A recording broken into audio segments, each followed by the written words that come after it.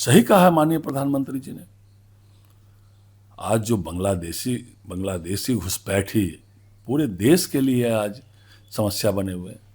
बिहार में जाके देखिए आप, किशनगंज से ये पूरा सीमांचल क्षेत्र, आज पिछले दिनों 3 दिनों तक चुनाव वगैरह नहीं था बिहार में, उसके बाद 3 दिनों तक उस सीमावर्ती क्षेत्र में गृह मंत्री अमित शाह जी वरीय अधिकारियों के साथ स्वयं थे।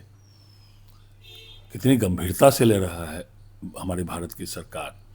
असम में, बंगाल में कितनी बड़ी संख्या, बंगाल में विशेषकर बांग्लादेशी मुसलमानों की वहाँ भर गई, जिसके कारण आज बंगाल के संसाधन का दुरुपयोग हो रहा है। चाहे वो आसाम का बॉर्डर का इलाका हो, आप जाके पता कितनी बड़ी तेजी से संख्या बढ़ रही है। ये घुसपैठिए आते हैं, यहाँ मकान बना लेते हैं। तो प्रधानमंत्री जी, गृह मंत्री जी जब बिहार आए तो उन्होंने कहा अंदर सीमा से अंदर 15 किलोमीटर तक जो भी अनधिकृत अतिक्रमण है उसको तोड़ेंगे भी और उनको वापस भी करेंगे घुसपैठिए को। तो ये पूरे देश की धीरे धीरे समस्या बनती जा रही है। कोई चुनावी मुद्दा नहीं है। और लगातार भारतीय जनता पार्टी का जो घोषणा पत्र लागू जो होता है, हमारी जो विचारधारा में घुसपैठियों को बाहर करेंगे, भगाएंगे, ये हमारी प्रतिबद्धता भी है। ये केवल चुनावी भाषण नहीं है, चुनाव के समय नहीं। अभी बिहार में कहाँ चुनाव था जो 3 दिनों तक गृह मंत्री जी स्वयं किशनगंज, अररिया, पूर्णिया बैठक के लिए 3 दिनों तक स्वयं भारत सरकार के वरीय अधिकारी वहाँ उपस्थित थे। इसलिए सही कहा प्रधानमंत्री जी ने, यह देश की समस्या बनी हुई है और ये देशव्यापी मुद्दा है, कोई चुनाव का मुद्दा नहीं है। कल जो माननीय गृह मंत्री जी का भाषण संसद में, ऐतिहासिक भाषण था।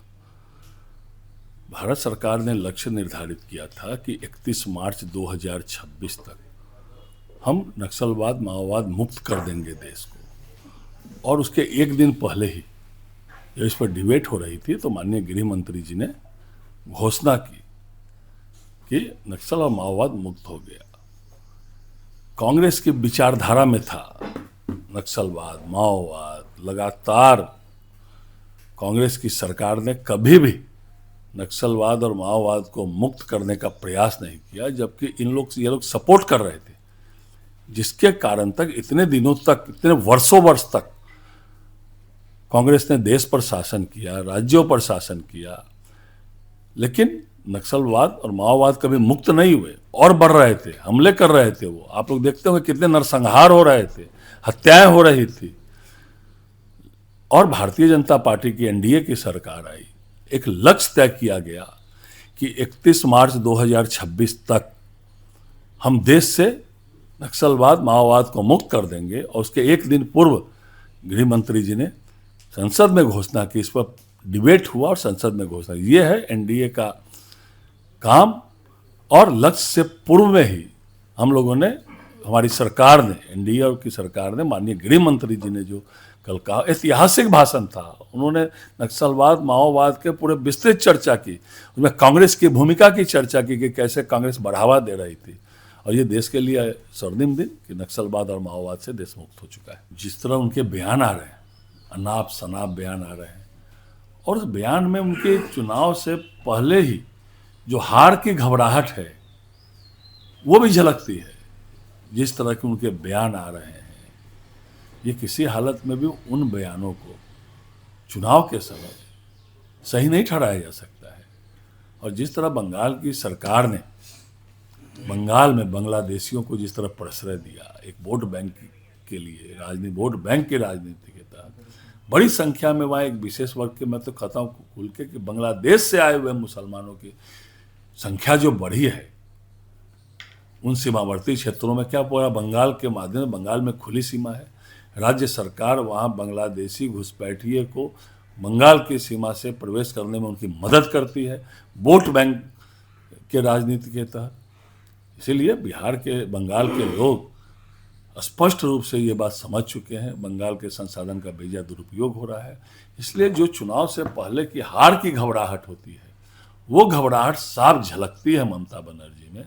इसलिए वो जब चुनाव का परिणाम आएगा तो ममता बनर्जी का इस बार सुपड़ा साफ है, भारतीय जनता पार्टी आने वाली है। लेकिन जिस तरह वो चुनाव आचार संहिता का उल्लंघन कर रही है, लगातार ये देखा जा रहा है, इस पर तो चुनाव आयोग को कार्रवाई करनी चाहिए। कांग्रेस जिस दिन पहला दिन युद्ध प्रारंभ हुआ, आप कांग्रेस के नेताओं का बयान देखिए, वो भगदड़ करवाने के चक्कर में थे, जनता को उद्वेलित कर रहे थे।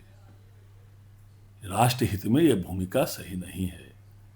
इस विशेष परिस्थिति में जब विश्व के कई देशों में हाहाकार मचा हुआ है, 30 से 50% तक पेट्रोलियम पदार्थ से लेकर गैसों की कीमत बढ़ गई, लेकिन आज देश के यशस्वी प्रधानमंत्री आदरणीय नरेंद्र मोदी जी की वैश्विक स्वीकार्यता, वैश्विक प्रभाव के कारण आज आपस में देश लड़ रहे हैं, युद्ध कर रहे हैं, लेकिन जब भारत की बात आती है कि तो सभी देश जो है भारत की मदद करने तैयार है, जिसके कारण पेट्रोलियम पदार्थों की आपूर्ति हो रही है, गैस की आपूर्ति हो रही है। प्रतिदिन जिलों में समीक्षा हो रही है, अधिकारी समीक्षा कर रहे हैं। माननीय प्रधानमंत्री जी कितने गंभीर हैं इन सब चीज़ों के लिए। उन्होंने राज्यसभा में वक्तव्य दिया, लोकसभा में वक्तव्य दिया, ऑल पार्टी मीटिंग की, माननीय मुख्यमंत्रियों के साथ 1.5 घंटे से ऊपर वो बैठक किए कि सभी राज्यों के मुख्यमंत्री नीचे तक देखे, जमाखोरी से लेकर जो कालाबाजारी पर कंट्रोल करे। कितने प्रधानमंत्री चिंतित हैं। और कांग्रेस की सरकार इस विशेष परिस्थिति में भी राजनीति कर रही है। कांग्रेस को तो और विपक्ष को तो सरकार के साथ इस विशेष परिस्थिति में कदम से कदम मिलाकर खड़ा रहना चाहिए, लेकिन इस विशेष परिस्थिति में भी राजनीति कर रही है। ये देश की जनता भी जान रही है। और ये कांग्रेस की हरकत जो है, राहुल गांधी जी का जो बयान आ रहा है, यो किसी हालत में भी जिम्मेदार विपक्ष के रूप में नहीं आ रहा। ये भगदड़ मचाना चाहते हैं देश में, और ये किसी हालत में भी संभव नहीं। जनता पार्टी का 6 अप्रैल को स्थापना दिवस समारोह प्रत्येक साल मनता है। अब स्थापना दिवस सप्ताह के रूप में हम मना रहे हैं। प्रत्येक कार्यालयों को सजाया जाएगा, झंडोत्तोलन होगा, और जितने भी पार्टी के नेता हैं, बूथ अध्यक्ष से लेकर प्रदेश अध्यक्ष तक अपने अपने घरों पर झंडोत्तोलन करेंगे। गांव चलो बस्ती चलो अभियान के रूप में हम लोगों ने लिया है। जो हमारे वरिष्ठ कार्यकर्ता हैं उनको सम्मान करेंगे। भारत सरकार की योजनाएं या राज्य सरकार की योजनाओं को जन जन तक पहुंचाएंगे। और एक बड़ा अभियान हम लोगों ने लिया। माननीय प्रधानमंत्री जी कई बार आह्वान कर चुके हैं कि गैर राजनीतिक परिवार को, युवाओं को पार्टी से जोड़ना। इसको अभियान के रूप में भारतीय जनता पार्टी बिहार प्रदेश ली है कि जो गैर राजनीतिक परिवार है उनको कैसे भारतीय जनता पार्टी से उनके युवाओं को जोड़कर उसको संगठन में जोड़ें। इसको जो है भारतीय जनता पार्टी ने एक अभियान के रूप में बिहार प्रदेश ने लिया है। संवैधानिक बाध्यता थी, क्योंकि राज्यसभा के लिए हमारे दोनों नेता माननीय मुख्यमंत्री जी और हमारे राष्ट्रीय अध्यक्ष नितिन नवीन जी चुने गए, तो संवैधानिक बाध्यता थी। इसके नाते कल इस्तीफा दिया गया।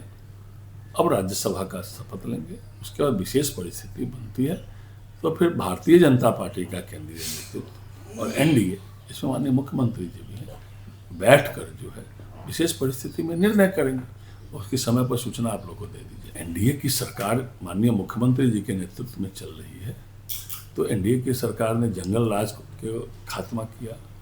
आज एनडीए की सरकार जो माननीय मुख्यमंत्री जी के नेतृत्व में चल रही थी, आज आधारभूत संरचना हो, कि आर्थिक विकास दर हो, कि पर कैपिटा इनकम हो, शिक्षा, स्वास्थ्य, आज कहाँ से कहाँ बिहार पहुँच गया है। तो माननीय मुख्यमंत्री जी के नेतृत्व में एनडीए की सरकार ने उसको किया है।